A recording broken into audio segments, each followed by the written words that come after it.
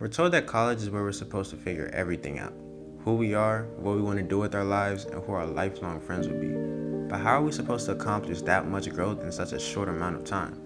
For many of us, those expectations can feel more like pressure than a possibility. Today, we're taking a closer look at the personal journey of UMES students and how the connections they've made, whether it be a friend or a mentor, have left a unique mark on who they are.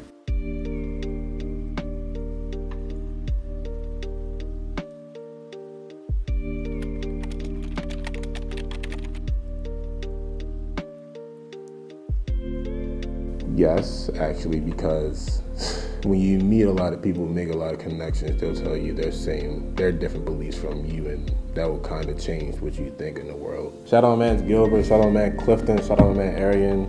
Without y'all, I would probably be back home in Baltimore, regretting dropping out, but I'm still here at the University of Maryland Eastern Shore. Well, they've been with me since my freshman year. Mainly Gilbert, because we mainly had the same class together, and we were basically in the same major, and we met each other in '99, and we've been growing to each other as brothers since then.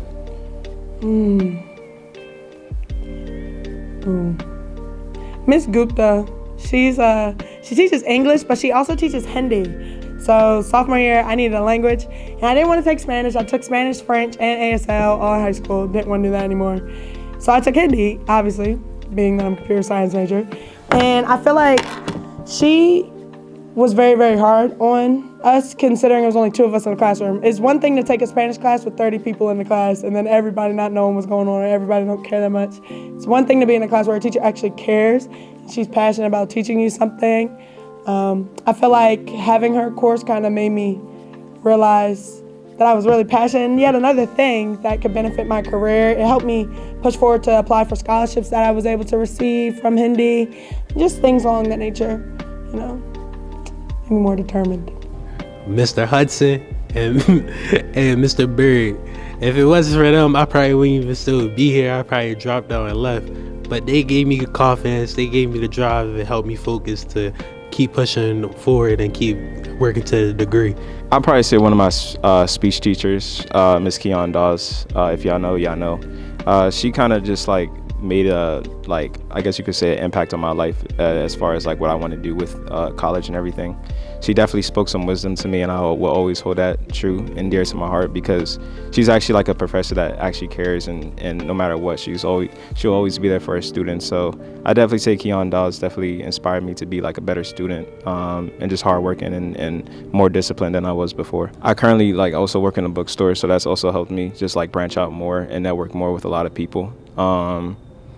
And just being around people who support me and actually care for me, that definitely reinstated my mindset and definitely reinforced me to stay here and everything. It was definitely the teachers in the art building. They helped me realize that I'm not using my skills to my full potential and not putting out some artwork that needs to be put out.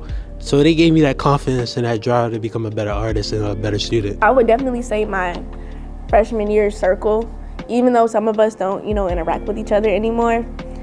Meeting them did help mold me and become the person that I am today on this campus, because it let me see different personalities, because not everybody's like the people back home. I met people from New Jersey, Chicago, and just interacting with these other people definitely, I took some things from them, they took some things from me, and we all helped build each other to who we are today. I think because I knew who I was before I came to college, my values and my morals and stuff was already set. So I feel like the only thing that really changed getting here was that I was more strict with my boundaries. But other than that, everything else pretty much stayed the same. I'm definitely more active. I started a whole organization out here. Would have never did that in high school. I definitely had to make a name for myself. When I am on campus, everybody knows who I am. But you also have to build a brand, so they know who you are, but not in a negative way. I feel like when I was in high school, it was just I'm just here to graduate. I'm going to participate, have fun with my friends, but I'm not going to be the president of nothing. I'm not going to be in charge, But here I definitely, instead of becoming a follower, in a sense, I've definitely got more into the leadership role and being in charge of a lot of things.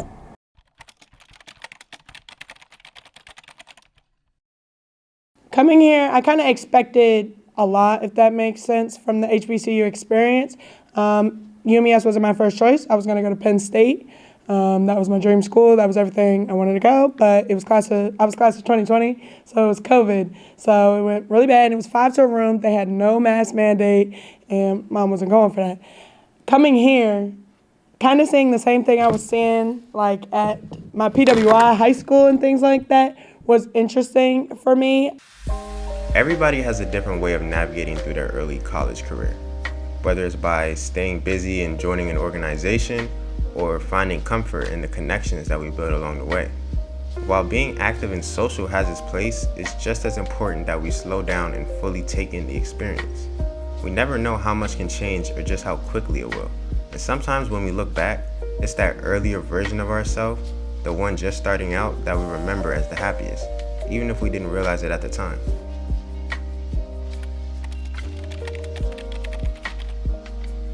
Literally, just like, girl, breathe. Seriously. That it's gonna be okay. I went from being in like the city area to coming to a farm. I wasn't used to like having all that free time being home, but being at campus and then adjusting to having to make new clubs or join new clubs and things like that. Like freshman me, if I would just, cause I'm so used to everything being so fast, just to slow down, and that it's gonna be okay. Breathe, and you're glad that you didn't transfer. I think I wouldn't have liked it if I would have transferred after leaving here. Trials, errors, failed friendships, failed relationships, good relationships, bad, all that. And not everybody's gonna be your friend. And not everybody who is your friend should be your friend. After listening to the stories of students here at UMES, one thing is certain. College is not something we're meant to do alone. And the connections we build aren't just random. They were formed in the middle of some of the hardest, most defining moments of our lives. We were all given a newfound freedom at the same time. The freedom to make our own decisions, to trip and fall, but to also get back up and grow from our experiences. However, growth isn't always easy to understand. It's not loud or obvious, and most of the time doesn't even feel like it's happening. It kind of creeps in quietly and only makes itself known when we look back and realize that we changed. When we realize that the version of us from a year ago or even a few months ago is like someone else entirely. That's why it's so important to be present, because life can shift at any moment and we don't always get a heads up. All we really have is right now, the people around us, the choices we're making, and the small moments that will eventually become the ones that we look back on. Personally, I've learned to expect the unexpected, to welcome change with open arms, because the future is very unpredictable.